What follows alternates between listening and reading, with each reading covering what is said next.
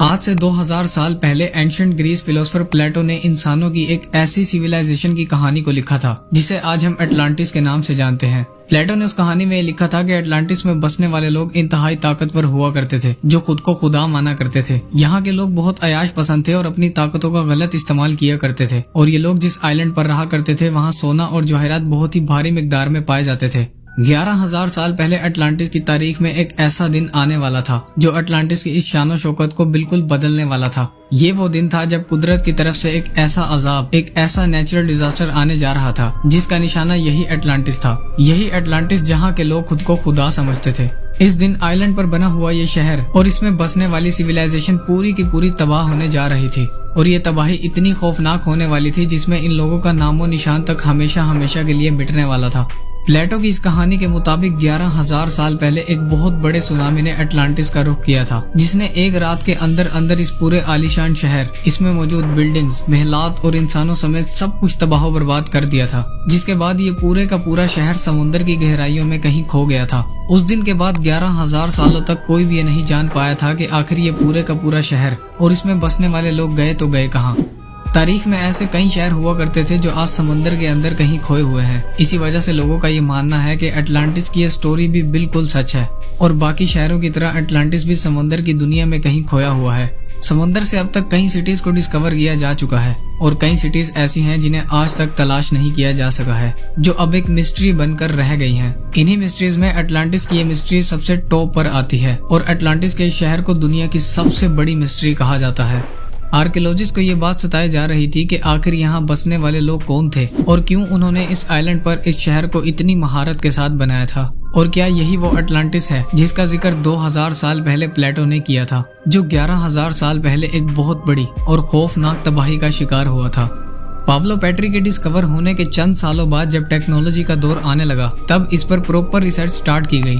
Doctor جون Henderson, جو university of Nottingham میں archaeology کے پروفیسر تھے، انہوں نے یہاں ایسی چیزیں ڈسکور کی جو اس بات کا ٹھوس ثبوت تھی کہ یہاں انسان کسی دور میں بسا کرتے تھے۔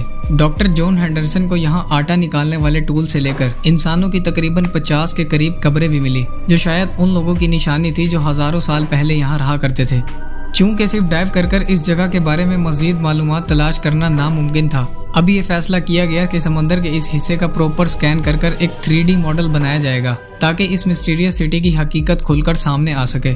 اس مقصد کو پورا کرنے کے لیے سونار سکیننگ کا سہارا لیا گیا۔ سونار ایک ایسی ڈیوائس ہوتی ہے، جب اسے پانی میں ڈالا جاتا ہے تو یہ ایک خاص قسم کی ساؤنڈ ویوز کو سمندر میں پھینکتی ہے۔ یہ ساؤنڈ ویوز سمندر میں موجود مختلف قسم کی چیزوں سے ٹکراتی ہیں اور ریفلیکٹ ہوتی ہیں، جنہیں ایک ریسیور کی مدد سے کیپچر کیا جاتا ہے، جس کے بعد کمپیوٹر میں ان کا ایک 3D ماڈل تیار کیا جاتا ہے۔ جب سمندر کی گہرائیوں میں پڑے اس شہر کا 3D ماڈل بنایا گیا تو کچھ ایسا سچ سامنے آیا جس نے سب کو حیران کر دیا تھا۔ یہ ایک پراپر قسم کا شہر تھا جسے بہت ہی ڈسپلن کے ساتھ بنایا گیا تھا، جیسا کہ آج کل کی کالونیز اور ماڈرن سٹیز کو بنایا جاتا ہے۔ یہاں بڑی بڑی بلڈنگ سے لے کر چھوٹے چھوٹے گھر اور مارکیٹس بھی موجود تھی، جنہیں بڑی پلاننگ کے ساتھ ڈیزائن کیا گیا تھا۔ یہ پورے کا پورا شہر 20 ایکڑ کے ایریا پر پھیلا ہوا تھا، اور ایک اندازے کے مطابق اس دور میں یہاں 5,000 کے قریب لوگ رہا کرتے تھے۔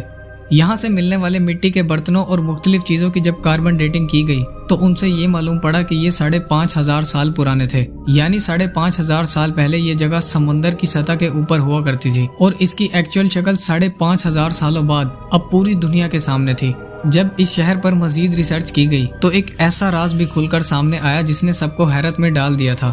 پاولو پیٹری کی لوکیشن کچھ ایسی چوز کی گئی تھی جہاں سے پوری دنیا میں بڑی آسانی سے بزنس کیا جا سکتا تھا۔ ریسرچ سے یہ بھی معلوم پڑا کہ اس دور میں یہاں کپڑے کی مینوفیکچرنگ کی جاتی تھی، جس کا ثبوت ان ایک جیسے دکھنے والے پتھروں سے ملا تھا۔ اینشنٹ دور میں جب بھی کپڑا بنایا جاتا تھا تو دھاگوں کے کناروں پر ایک جیسے وزنی پتھروں کو لٹکایا جاتا تھا تاکہ کپڑے کی تیاری میں کوئی خرابی نہ آ سکے، اور ایسے کئی ہزار پتھر اس لوکیشن پر بکھرے ملے تھے جنہیں لوم ویٹس کہا جاتا ہے۔